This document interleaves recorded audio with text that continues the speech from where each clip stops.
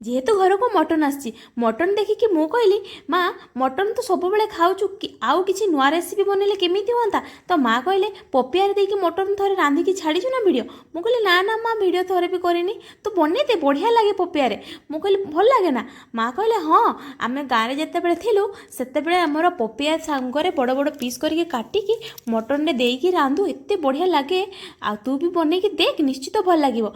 मु कहली ठीक अछि चिकेन रे तो पपिया देकी रांधा हुए आ मटन देले कौन पाइबे भल लगे तांको कथा अनुसार पपिया को प्रथम टी बड़ बड़ पीस करी काटिकी ताको भाजी नेली लुण हलदी देकी भजा हो गला परे एपटे मसला कषिके मांस को दे नेली मांस कषा हो गला परे पपिया को ऐड कर नेली आ गरम पानी करी रखिथिली ताको ऐड कर नेली आ किछि समय पाए लो आंच रे सिझिबा पाई देली अधा ढांकुणी लकेकी जद्वारा कलर चेंज होपनी बढ़िया सुंदर ही कलर देखा जिवो। ता भितर गुंड मसला दे देली आ लास्ट धनिया पत्रा गुंड मसला देकी सर्व कले बहुत टेस्टी थिला। आपण मते थरे बनै खातु निश्चित भल लागिवो। रहउची पुणी देखा आ गोटे सुंदर रेसिपी सहित।